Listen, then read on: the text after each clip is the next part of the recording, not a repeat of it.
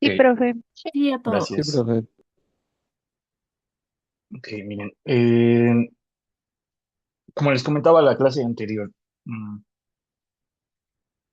se supone que ya deberíamos ir como en la práctica dos o tres por lo menos, pero debido a diversas circunstancias, apenas hemos hecho la práctica uno y a mí me gustaría como que aterrizar ciertos conceptos antes de empezar a modelar. Porque cuando uno empieza a modelar, realmente no se lleva tanto tiempo, tiene que verificar más las salidas que la creación del modelo como tal, pero pues también tenemos que verificar los supuestos, ¿no? Entonces, les comentaba que los primeros cinco códigos que íbamos a ver era la verificación de supuestos. El primer código fue sobre cómo hacer un join de los datos. No es que no sepan hacer un let join o un right join, sino es más en el sentido de que a veces en las aseguradoras maneja sistemas heredados. ¿A qué vamos? A que lo que en una base es un ID, en otra ya no llega a ser un identificador. Si ustedes tienen un poco más de conocimiento de bases de datos, saben que pues, necesitas en toda base de datos una llave primaria o una llave foránea, pero también para hacer un join. ¿M?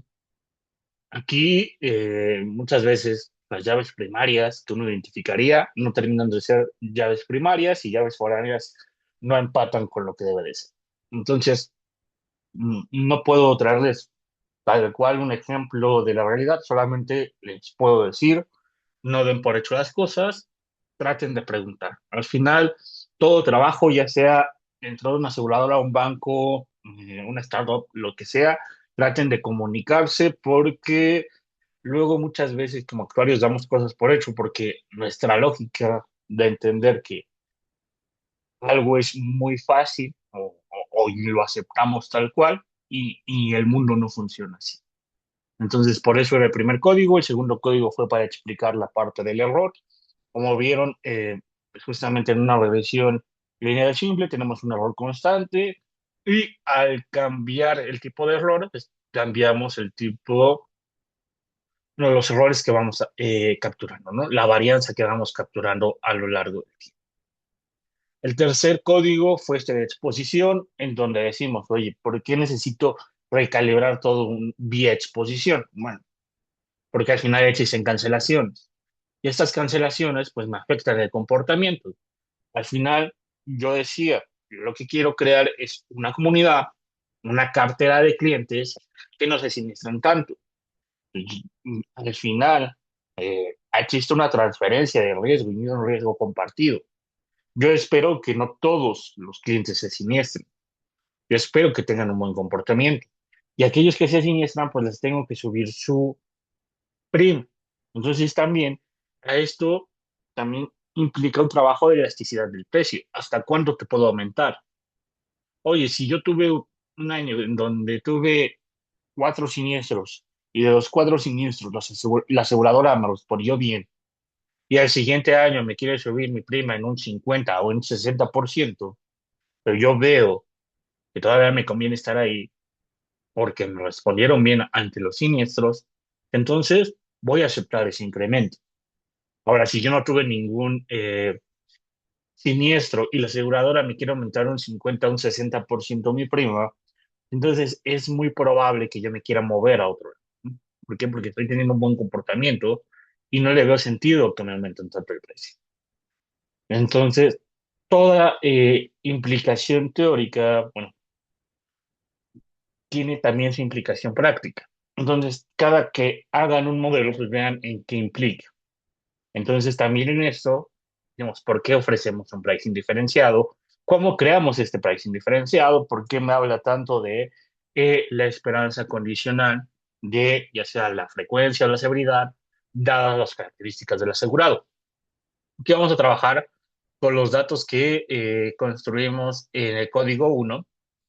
También, por si quieren estar revisando los códigos a la par o ver, ya lo subí al Git, está en práctica 2.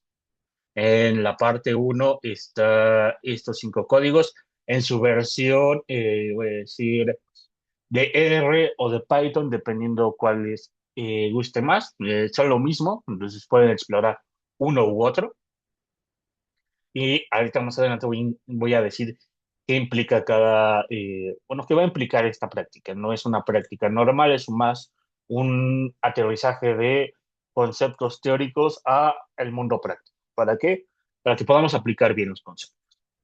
Entonces, lo primero es, ya tengo mi base de datos en donde tengo mis variables clave. ¿Quiénes son mis variables clave? Bueno, primero el identificador de póliza. Se supone que cada registro, cada renglón tiene que identificar una póliza distinta.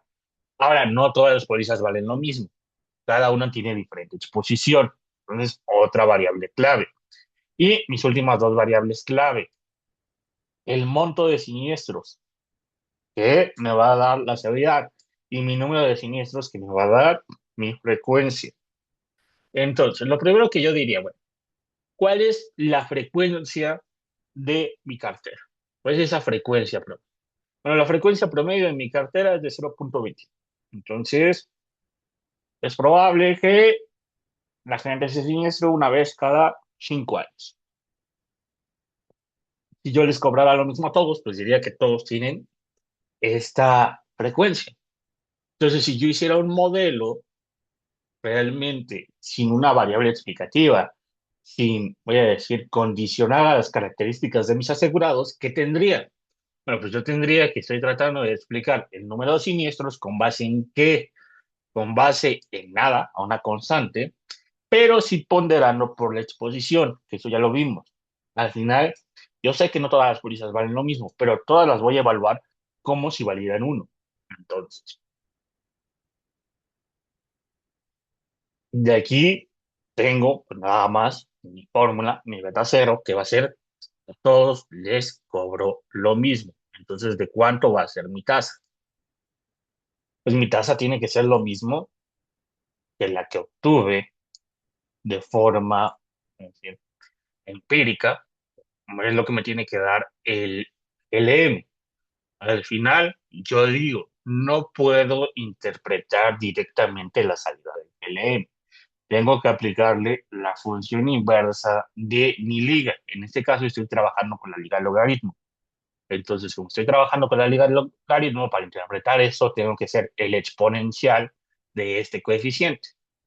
Entonces, ya con eso es lo que me está dando el GL.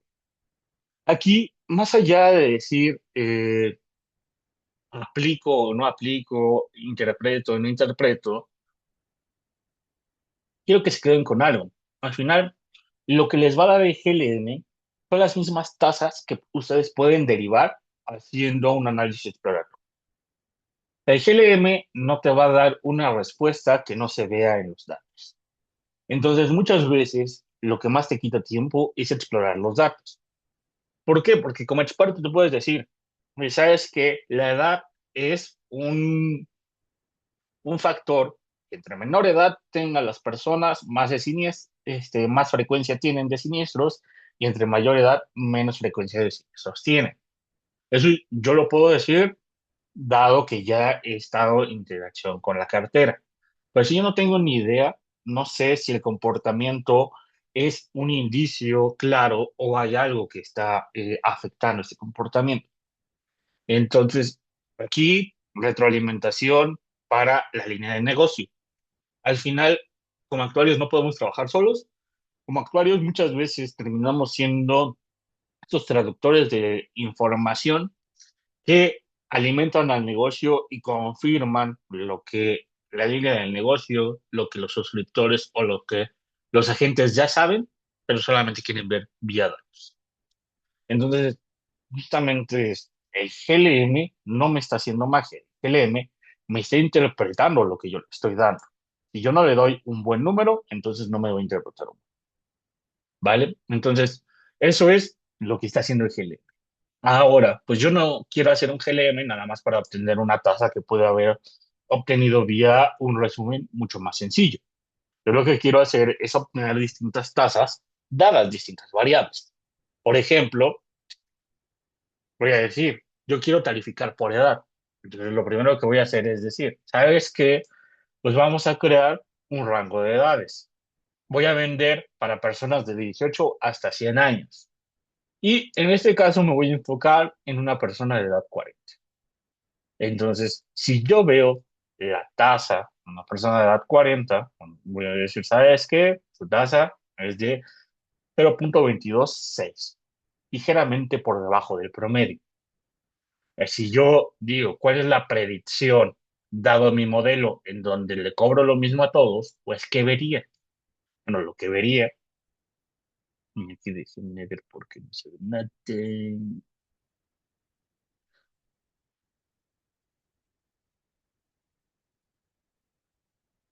Ujú. Aquí no sé por qué no está ploteando nada, pero bueno. El punto es, voy ahora a hacer mi GLM con base a la edad del conductor. La edad del conductor ahora sí va a ser una variable explicativa que me va a permitir dar un precio dadas distintas edades del conductor. Ahora, parte del trabajo que se tiene que hacer es cómo ingresa esta edad del conductor. Para mí la edad es una variable continua, es una variable discreta, es una variable que tiene que ser agrupada. ¿Cómo va a ser eso? Por ejemplo, si yo ingreso la edad como una variable continua, obtengo lo siguiente. Mm, No sé por qué no está dando. Déjenme. Ujú.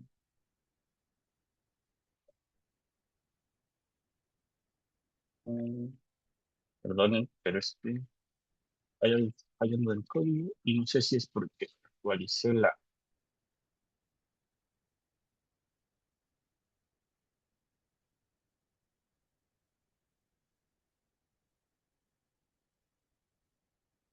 Ujú. Lo fue. mm, Límite. No, es el límite que estoy poniendo.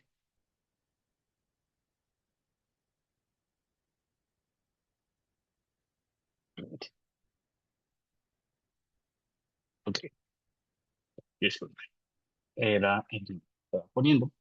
Entonces, si yo ingreso a la variable edad del conductor como una variable explicativa, pero a su vez esta variable explicativa es una variable continua, ¿qué estoy haciendo? Estoy ajustando una línea, estoy ajustando nada más una recta.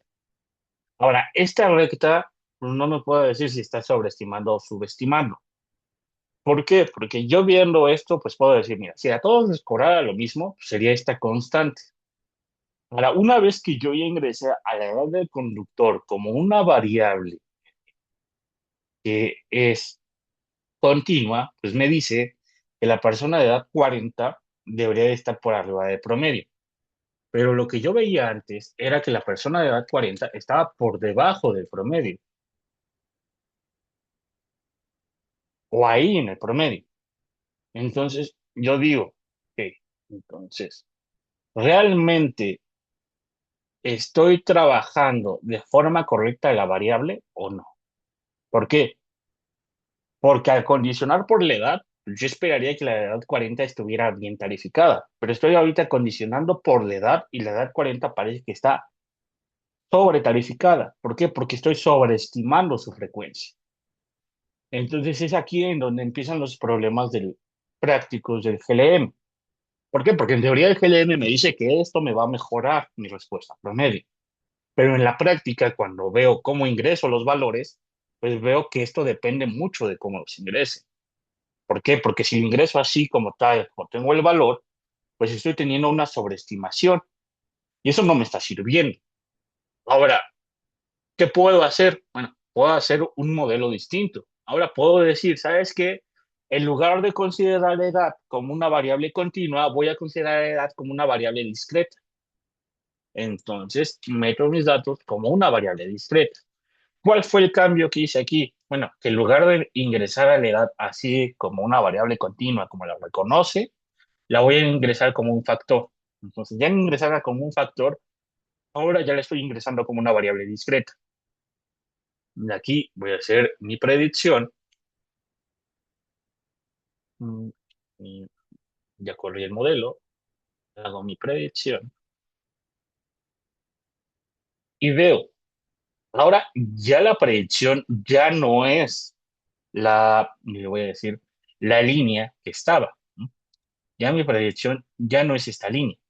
Ya mi predicción ya está estimando cada una de las edades, en donde sí, al principio veo justamente algo que me validaba mi intuición de que los jóvenes se siniestran más que los adultos, pero pues, también veo que en edades muy avanzadas hay mucha varianza.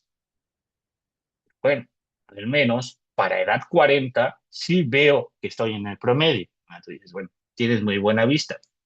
Aquí lo que podemos hacer también es un gráfico interactivo, en donde esto, y lo vemos, me ven,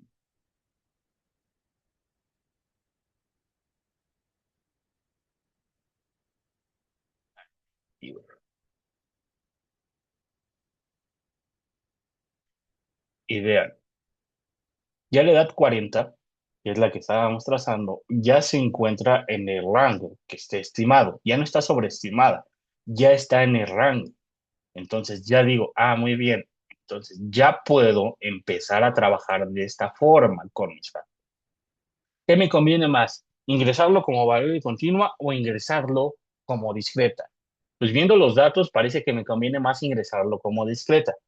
¿Por qué me está conviniendo más ingresar esto como una variable discreta? Bueno, por la forma de la variable, por la forma del comportamiento. Generalmente se dice, si yo tengo un comportamiento de bañera, en donde al inicio tengo mucha frecuencia, después tengo un estacionamiento, después vuelvo a tener mucha frecuencia, es el comportamiento de bañera, me conviene discretizar a mi variable continua.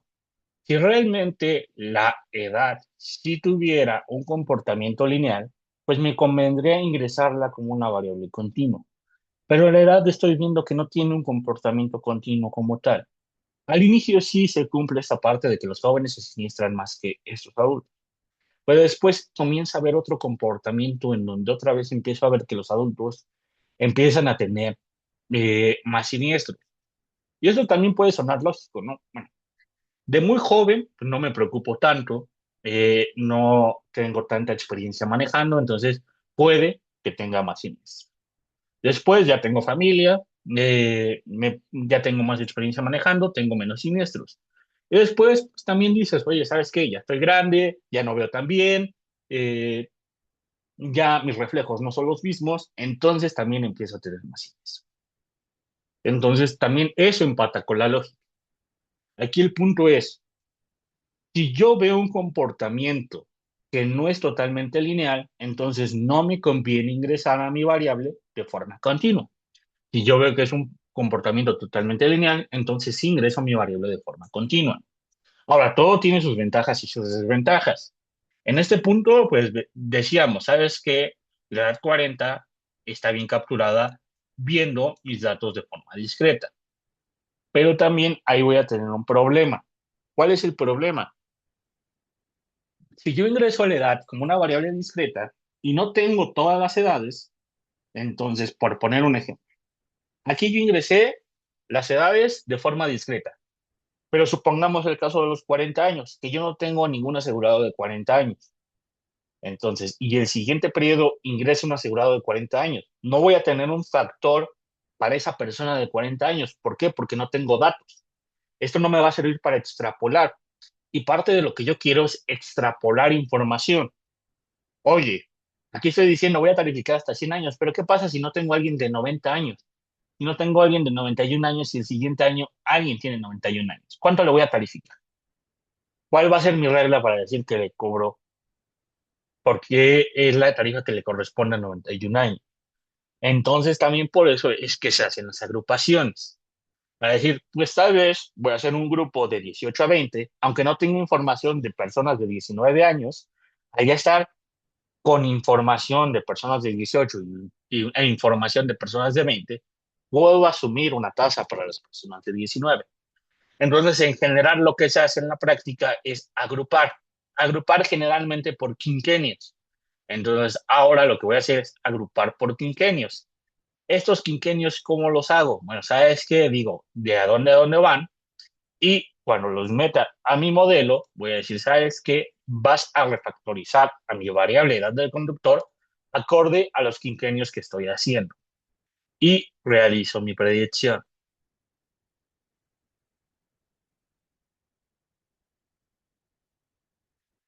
Y aquí vean, hay un poco más de estabilidad dentro de las sí, predicciones que yo estoy dando. Ya no veo tanto ruido al final, sí sigo viendo un poco de ruido porque al final, pues ya después de los 80 años parece que no tengo mucha información, pero por lo menos en donde está concentrada mi cartera, sí estoy teniendo un mejor ajuste. Oye, que la persona de 40 años está aquí, está muy cercano al promedio, que era lo que yo veía de forma empírica. También sigo viendo el mismo comportamiento. Los jóvenes se siniestran más que los adultos en edad funcional. Y después ya los adultos mayores tal vez no salen mucho, entonces están por debajo del promedio, ¿vale? Entonces, ¿qué es lo que me va a convenir? Lo que me va a convenir va a depender de un comportamiento general y cómo yo quiero vender. Oye, yo quiero vender, yo quiero ofrecer con base a quinquenios o con base a grupos más grandes de edad. Yo quiero nada más tener un grupo jóvenes, adultos y adultos mayores, o quiero tener sí grupos que estén separados por quinquenios o por décadas. ¿Cuál va a ser ese criterio? Ese criterio muchas veces es un criterio comercial. ¿A ti qué te conviene más? ¿Establecer a las personas de 18 a 20 o establecer a las personas de 18 a 25, por ejemplo? Pueden decir, ¿sabes qué? Hasta los 25. ¿Por qué? Porque tal vez las personas todavía hasta los 25 siguen estudiando, aún no están en una edad productiva como tal. Entonces, tal vez me conviene más tener no solamente el grupo de 18 a 20, sino el grupo de 18 hasta 25. Y aquí pueden haber mil teorías.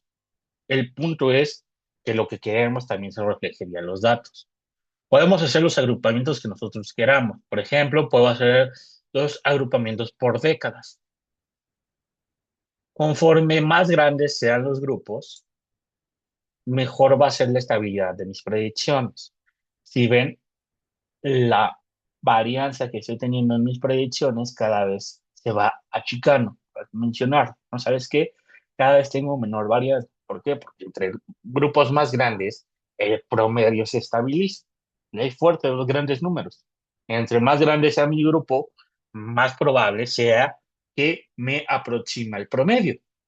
Entonces también, entre más cartera tenga, entre más información tenga, más aproximado al promedio voy a estar. Ahora, eso no quiere decir que solamente voy a hacer los grupos, pues, de una forma, es decir, manual, ¿no? En donde dije, voy a hacer quinquenios, voy a hacer décadas, voy a agrupar de 18 a 25, de 25 a 35, de 35 a 50 y de 50 en adelante. Sí lo puedo hacer de esa forma, sí puedo hacer esos grupos manuales, pero también puedo decir, ¿sabes qué? Pues, ¿qué pasa si no ingreso directamente a la variable continua como tal, sino que ingreso un ajuste de la variable continua? Ingreso un spline. ¿Sabes qué? A veces, muchas veces, yo quiero seguir manteniendo esa continuidad, pero voy a considerar un suavizamiento de esa continuidad. Entonces cargo mi spline y ahora voy a ingresar a la edad como un spline. Un spline en donde lo que va a hacer, en lugar de leerme directamente el comportamiento lineal, lo que va a hacer es leerme un suavizamiento de esto. ¿Para qué? Para poder entender que al inicio sí tengo un poco más de frecuencia, pero al final vuelvo a tener un ligero aumento. Entonces, esto me va a servir ¿para qué? Para mantener la continuidad. Repito, esto depende mucho de las variables y de lo que yo quiera alcanzar. Entonces, ajusto de esta forma la edad y veo cómo se ve mi ajuste. Y veo. Justamente al inicio estoy teniendo ese incremento. Al ajustar, ya la edad de 40 años que estaba en el promedio ya se encuentra más cerca, ya no se encuentra tan sobreestimada como cuando ingresé nada más una línea, y después vuelvo a tener una ligera caída. Entonces, si ustedes quieren mantener la continuidad de una variable, lo que tienen que hacer, y dado que no es un comportamiento totalmente lineal, hacen un suavizamiento. ¿Un suavizamiento vía qué? Vía un split, ¿vale? Entonces, la segmentación es importante. ¿Por qué? Porque no le puedo cobrar todo a todos los perfiles de riesgo. Tenemos diferentes perfiles de riesgo. Cada uno de esos perfiles de riesgo exige que se le cobre lo justo. Y lo justo lo pongo entre comillas. ¿Mm? ¿Sabes qué? Pues si yo no represento tanto riesgo, no quiero que mi prima se atienda. En el caso más visible, pues es en gastos médicos, ¿no? Oye, si yo aún estoy joven, pues no quiero que mi prima se atienda. En un seguro de vida, oye, ¿sabes qué? Pues la probabilidad de fallecimiento a los 25 años, no quiero que sea, no es tan alta como la probabilidad de fallecimiento a los 80 años. Entonces, sí debería yo exigir que mi prima, lo que pago, sea menor que lo que paga mi abuelo y lo que paga mi abuela. En este caso es lo mismo. ¿Sabes qué? En autos, yo exijo que mi seguro no sea el mismo que el de un Ferrari. Entonces, como exigimos o como sabemos que no tenemos las mismas características de riesgo que los demás, pues debemos de ofrecer un pricing diferenciado. Y esa diferenciación va a venir vía reglas, porque ustedes lo pueden ver. Yo puedo decir, voy a diferenciar vía la edad, pero una cosa es ingresar a la edad como la variable tal cual la tengo, ingresarla lo más parecido a las tasas empíricas o ingresarla vía transformaciones. ¿Qué es lo que más me va a convenir? Ingresarla vía transformaciones. ¿Por qué? Porque yo sé que los GLMs pueden, voy a decir, capturarme no linealidad gracias a los agrupamientos que hago.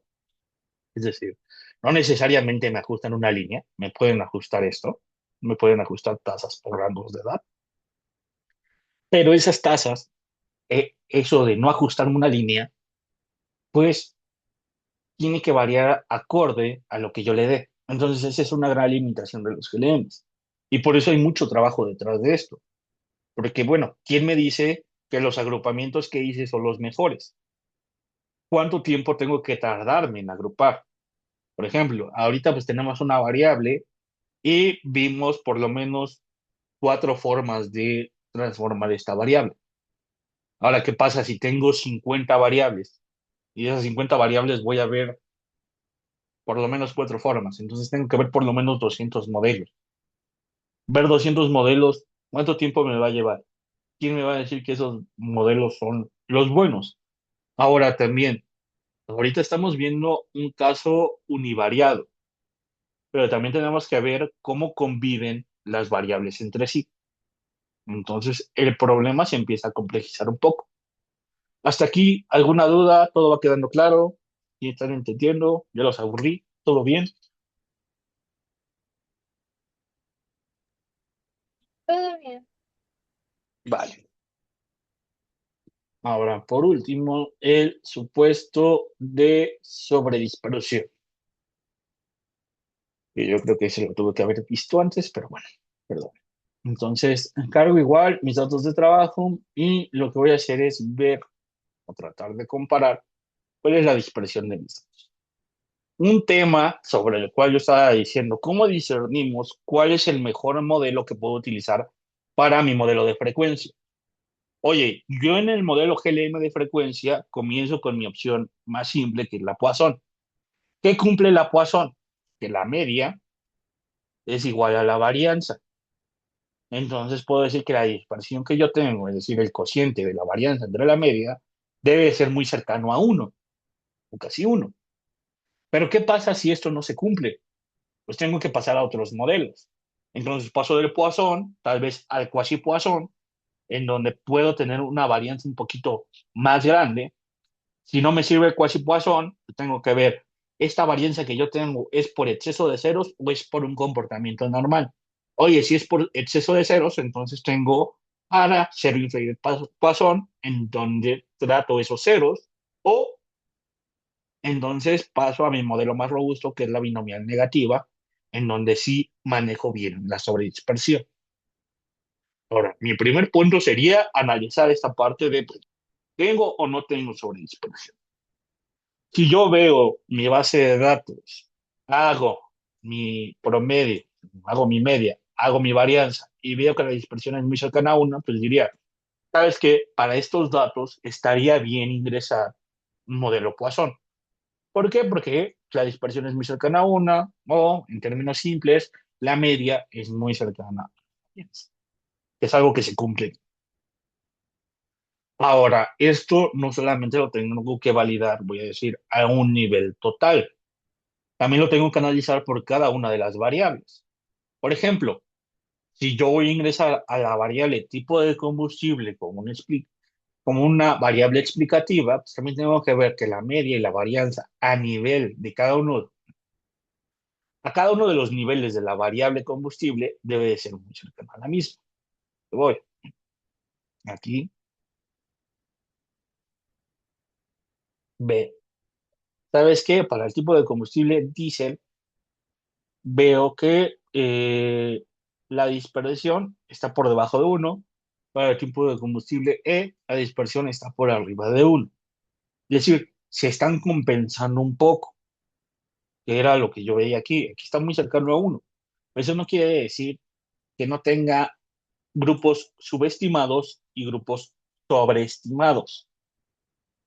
Ahora aquí viene el problema, porque tú me dices, si mi criterio es que la dispersión esté cercana a uno, y luego me dices que lo tengo que analizar por cada variable, pues es obvio que va a haber grupos que estén por debajo y estén por arriba de uno. Pero entonces, ¿qué me va a afectar? ¿Con qué voy a discernir?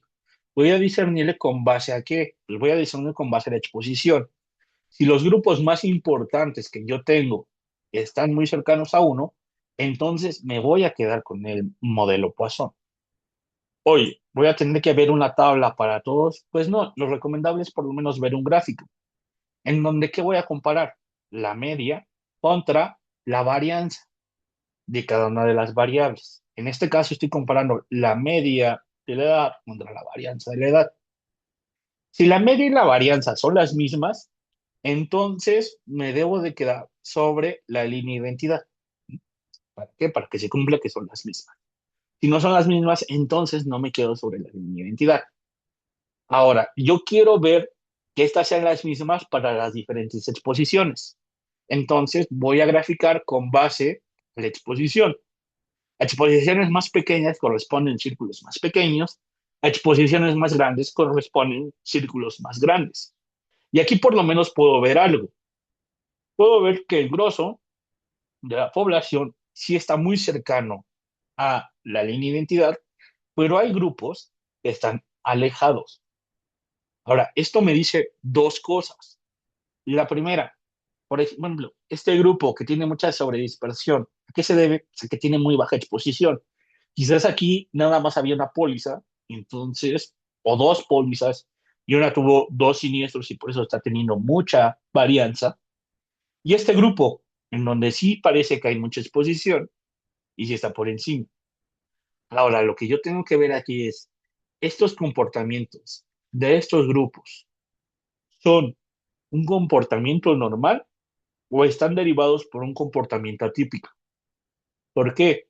Yo puedo decir, ¿sabes qué? En general, las personas de 30 a 40 años se siniestran menos, pero puede haber que haya una persona de ese rubro que se siniestró 5 veces y eso me está moviendo mucho la varianza. Tengo que ver que si esto es un caso normal o fue un caso totalmente atípico. Es algo que no estoy viendo, es algo que va a representar un nuevo comportamiento. Pero con base en esto yo puedo decir, bueno, ya vi que la dispersión de manera general, cercano a uno, ya vi que mis principales grupos sí se quedan dentro de la línea de identidad. Entonces, dentro de esto yo puedo decir, ¿sabes qué? Pues vamos a correr una regresión normal, una regresión que me permite decir, no tengo sobredispersión. Esto es con base a un trato, voy a decir, visual. Ahora, si nosotros queremos ser un poco más robustos en nuestro trato visual, lo que podemos hacer es ajustar una regresión.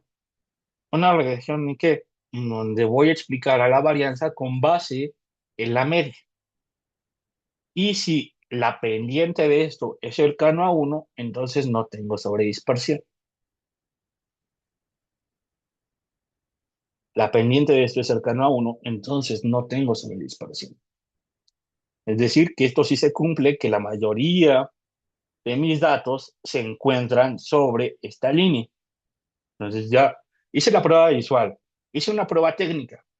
Ahora, ¿qué otro tipo de pruebas puedo hacer? Bueno, hay una prueba de hipótesis lineal en donde ajusto mi regresión y digo, bueno, ¿esto sí es cercano a uno o no? ¿Es estadísticamente cercano a uno o no? Porque luego uno dice, bueno, ¿qué tanto es tantito y qué tanto es mucho? ¿Mm? Que era lo que decíamos, ¿no? Dime un número grande o dime un número pequeño, pues va a depender en qué contexto esté. ¿Qué es una cota superior para mí o qué es una cota inferior para mí? Entonces, hago mi prueba de hipótesis y veo. Es que mi prueba de hipótesis es que si esta pendiente es cercano a uno, me dice, ¿sabes qué? Pues sí, no rechazo la hipótesis. No. Ok. Entonces, con esto, yo voy a decir, vamos a ajustar un modelo Poisson. Dice, tu dispersión de tu modelo Poisson es de 1,08. Si yo no me quedo contento de que esto es cercano a uno o que no es necesariamente uno, entonces puedo hacer transformaciones. Puedo no ajustar directamente el modelo Poisson. Puedo ajustar un modelo Quasi-Poisson. ¿Cómo cargo el modelo Quasi-Poisson? Igual que como cargo el modelo Poisson. Escribo mi función GLM y en lugar de escribir familia de Poisson, escribo familia Quasi-Poisson. O en el caso de que sí tenga exceso de ceros, voy a cargar esta librería. Y dentro de esta librería está la función setInflated, que utiliza lo mismo que un GLM, en donde me dice cuál es la fórmula, el offset lo sigo tratando igual, y dentro de la distribución elijo Poisson. ¿Por qué? Porque existe la setInflated Poisson, y existe la setInflated binomial negativa, la setInflated gamma. Entonces aquí lo que voy a hacer es inscribir qué es la Poisson. No cargué la librería. Disculpa.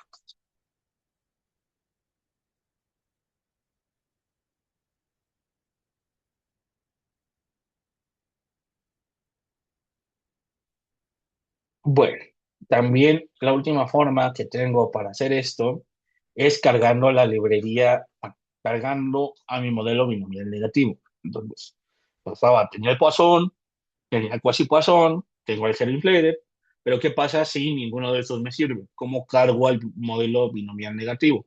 Cargo la librería más, dentro de la librería más está glm.nb, que me permite cargar al error binomial negativo, y ya como es .nb, pues ya no tengo que cargarle el tipo de familia. Se trata igual que la función general, donde pongo mi fórmula, mi base de datos, y aquí ya no pongo familia porque ya viene precargada desde la función. Entonces, el tema de la dispersión, voy a ser muy honestos, generalmente no lo tratan hasta que ven que hay problemas en el ajuste. Yo digo que basta con hacer una prueba o documentar esto, por ejemplo, así con este gráfico. Todos sabemos que no vamos a tener exactamente uno de dispersión. ¿Por qué? Porque estamos trabajando con datos reales. Pero algo cercano a uno deja contentos tanto a los reguladores como a los chips, chip actuaries, para decir por qué estoy eligiendo un modelo Poisson. Yo no puedo decir elegir modelo Poisson porque es el convencional. Es decir, elegí un modelo Poisson porque la dispersión está cercana a uno, porque vi dentro de mis variables más importantes que en general todas cumplen, que su esperanza y su varianza están muy cercanas a lo mismo, y por ende estoy trabajando con ese modelo. Probé otros modelos, esos otros modelos no me sirvieron, ¿vale? ¿Hasta aquí alguna duda? ¿Todo bien? Esos son los 5 códigos que vamos a explorar. De esos 5 códigos les voy a dejar unas preguntas que son muy sencillas. Al final nada más quiero que ustedes corran esto, porque para la práctica 3 pues ya van a hacer su propio modelo sobre los datos que ustedes tienen. Entonces, es importante como que entender por qué vamos a hacer un modelo uno u otro. Entonces, aquí déjenme, me regreso a la parte 1.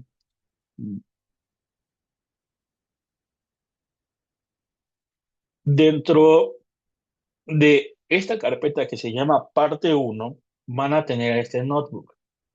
Este notebook hace referencia justamente a los códigos. Los códigos 01, 02, 03, 04, 05. Repito, que sean punto .py o que sean punto .r nada más es porque pues, les doy las dos versiones. Ustedes eligen con cuál trabajan.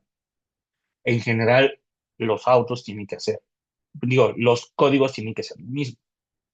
Entonces, en el contexto real, ¿cómo vamos a aplicar todo esto? En el contexto real, yo lo primero que tengo que hacer es unir datos. Una vez que yo ya uní datos, tengo que elegir si es que no tengo heterocedisticidad, es decir, varianza dentro de mis datos. Y voy probando cada una de las cosas. Entonces, aquí déjenme ver si puse unas preguntas al final, que es lo que van a contestar. Si ven, todo esto es lo que vimos durante la clase.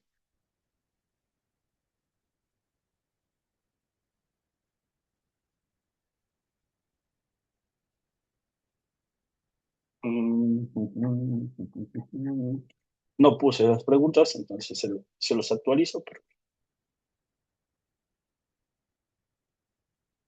Ah, no, sí, las preguntas están aquí, perdónenme. Lo que van a tener que responder, o lo que van a tener que hacer en esta práctica, es justamente responder lo que está dentro del README y que está apelando a lo que les podemos ver dentro de los códigos. Entonces, ¿por qué es fundamental asegurar la unión que se haga entre las mismas llaves? Modelos lineales también vienen sus preguntas. El tercer código también vienen sus preguntas. Cuarto código también vienen sus preguntas. Y quinto código vienen sus preguntas. Entonces, ¿de qué va esta práctica? Justamente de correr esos 5 códigos y contestar cada una de las preguntas que vienen aquí. ¿Vale? No es una práctica compleja, por eso la entrega de esta práctica va a ser para el próximo miércoles. ¿Qué recomiendo? Que el día de mañana o el día de hoy traten de explorar los códigos para tener dudas. El lunes tenemos clase de dudas, clase para darles chance a los que pues, también ven la grabación, que la puedan ver, que me puedan mandar dudas y yo responderles. Yo sé que no todos toman la clase en vivo, por así mencionar, algunos la toman asíncrona, no tengo problema con eso, pero pueden mandarme un correo, un mensaje y yo responder. ¿Sabes qué? Pues tu pregunta 2 no tiene sentido. ¿Sabes qué? Tu pregunta 3, ¿a qué te refieres? ¿O sabes qué? En esta parte que me dices variables de César, ¿a qué nos referimos? ¿Vale? Entonces, hasta aquí voy a dejar la clase. Les pido por favor que revisen el Git. Les pido por favor que chequen bien esto y mañana vemos esta parte 2 en donde vamos a reforzar algunos conceptos. De momento ya vimos todos los supuestos. Lo que mañana quiero ver es y realmente cómo se hace la simulación. Y realmente qué estoy obteniendo cuando ajusto un modelo Poisson, cuando ajusto un modelo GAN. Para que vean que no es magia. Al final lo que estamos haciendo es, voy a decir, darle vueltas a lo mismo. Entonces, eh, tengan un excelente día y yo los veo el día de mañana. Hasta luego, profesor. Gracias. Gracias. Eh, la práctica va a ser en equipo. La práctica es en equipo. Todas las prácticas son en equipo. Gracias, profe.